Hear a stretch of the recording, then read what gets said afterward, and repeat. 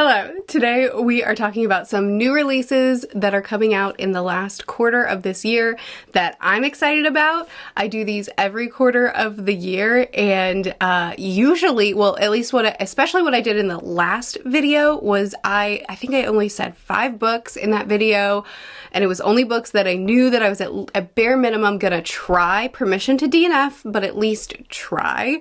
And this quarter, it was a lot harder to be reasonable with the number of books that I talk about. My average reading numbers these days is like 5 to 6 books, which I'm thrilled with, but that means that I want to present to you maybe 5-6 books for the whole quarter, because most of the books that I read are backlisted titles.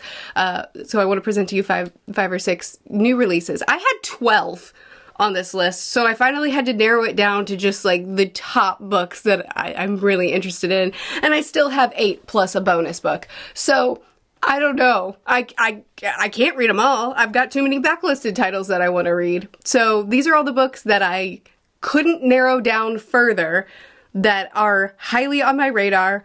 I won't pick them all up, but they're all very interesting to me and might be interesting to you as well.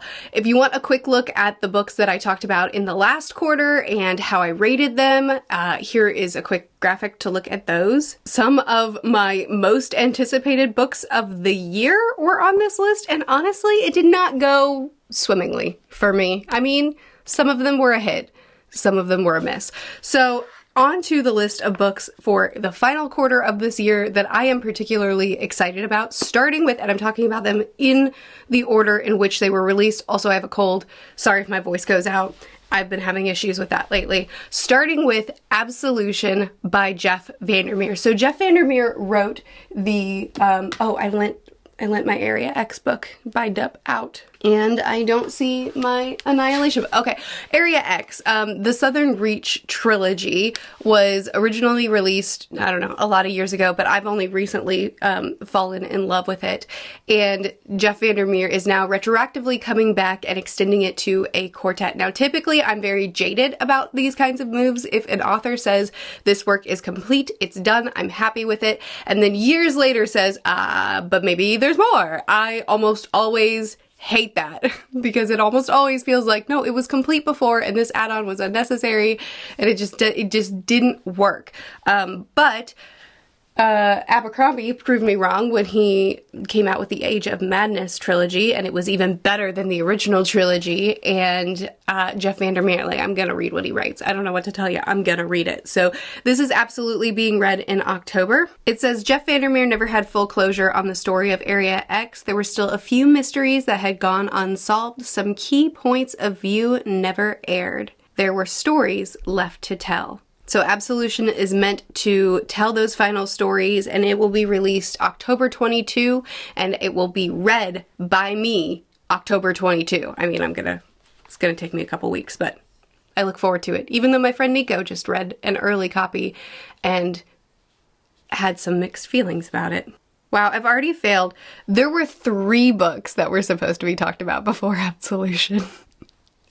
I guess I was just too excited. Now we're talking about them according to the order in which they will be released. The next book on this list, which will be released September 24, is The 13th Child. Drawing on the Grimm brothers' dark fairy tale, Godfather Death, all gifts come with a price. So it looks like Hazel is the 13th child, and that comes with a bit of a curse in that her godfather arrives and tells her that it is now her role to kill people. Hazel can see when death has claimed a patient and when all hope is gone. So it's her job to end their suffering, and then she's haunted by their ghosts, it looks like. So I was really in and out about this book. It sounds really interesting. The cover is phenomenal, but it's YA, and I really just don't read a lot of YA. It's just not what I'm typically drawn to, but this is the author of House of Salt and Sorrow, which I adored this book. It was just extremely atmospheric. It was set at the sea. There was a lighthouse scene. It was meant to be. But while I had a couple of complaints about it, there was so much about this book that just worked for me despite all odds. And so I just feel like with a cover like this and a premise like this and an author like this, I'm just gonna try it. Next one is The Nightward. This is the first in a duology in which Caribbean mythology meets The Witcher. Introduces a world where women warrior magicians rule, and a child princess and her bodyguard must flee an attempted coup and invade the wave of darkness sent to kill her. This releases October 15. So this follows a young girl 10 years old who is training to be a magician. She's learning different magic. Let's see, illusions, telepathy, spells, and she's not super satisfied with this life she has with the role that has been assigned to her within the kingdom. And then her mother is assassinated and now she's destined to become the new queen, but her safety too is in jeopardy. And so it looks like she and her bodyguard flee. I'm not gonna lie, the cover is a really big selling point for this. I'm just very, very intrigued by what is going to be happening here with this creature and the two sides of it, maybe two sides that our protagonist is going to have to walk between. I don't know. It looks very interesting to me and it's definitely high on the list of ones that I'm going to be checking out. Next book on my list is The Teller of Small Fortunes. A wandering fortune teller finds an unexpected family in this warm and wonderful debut fantasy, perfect for readers of Travis Brulé and another author that I haven't read from. But Travis Brulé wrote Legends and Lattes, and it's one of the few, very few cozy fantasies that I've actually enjoyed because I have a cold, dead heart. And I understand that Legends and Lattes being the series that popularized cozy fantasy more in the mainstream means that everything is going to be compared to that, so that I shouldn't hang my hat on that. What I am hanging my hat on is this cover, because oh my goodness, everything about this book says it might not be for you, Murph, and yet that cover, what am I supposed to do? Just not read it?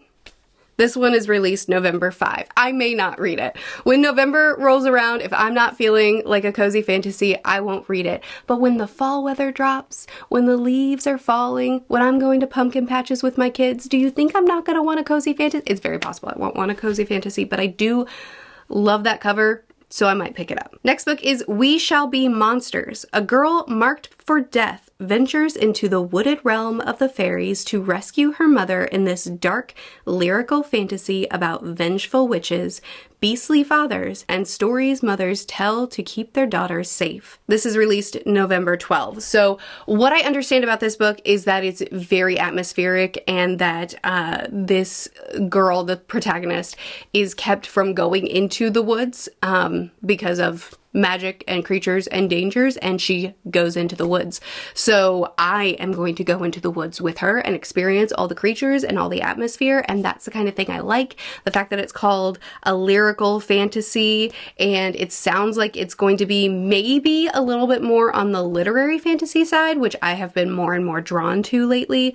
So this actually seems like it could be a really strong hit for me, so it's pretty high on my list of ones that I want to be checking out. Okay, final two books on this list are going to be really easy for me to tell you about. The first one is called Wind and Truth by Brandon Sanderson. This is the conclusion to Stormlight. This is book 5, the last book before we take a break, do a bit of a time skip, and start the second arc of Stormlight, and this will be released December 6th. This is probably going to take up the majority of my December. It may even eep into January because these books are long, and I can only read so many pages at a time, but I am really, really excited for the conclusion of this naturally because I've invested a lot of time in the Stormlight archive and I'm very invested in these characters and seeing how Sanderson is going to wrap it all up. So this will absolutely be picked up on release day and we will discuss it a lot on my Discord. Final book on this list, this one too is not in order. Wow, I made so many false promises there at the beginning of the video.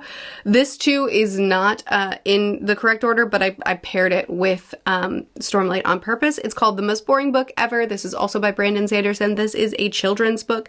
The illustrations in the sample of the book look adorable and I think that my kids would like it, so I'm gonna read it with them, and it's released September 24. Those are the books that I am looking at potentially probably probably picking up in the last quarter of the year. There may be one or two that I pass on when the time comes, but all of these look really good and they were just too hard to pass up for this video. So do let me know if any of them look interesting to you, if you plan on picking any of them up as well. I will have my October TBR video posted soon, so you'll see what books I am absolutely planning on picking up in the month of October. Some of them are new releases mentioned in this video, but most of them are going to be backlisted titles, and it's going to be an awesome month. Do let me know if any of these books you're going to be picking up in the last quarter, or if there are books that I didn't mention that you're really excited about that I should maybe look up as well. But please do chat with me more in the comments. I'll see you again soon. Bye.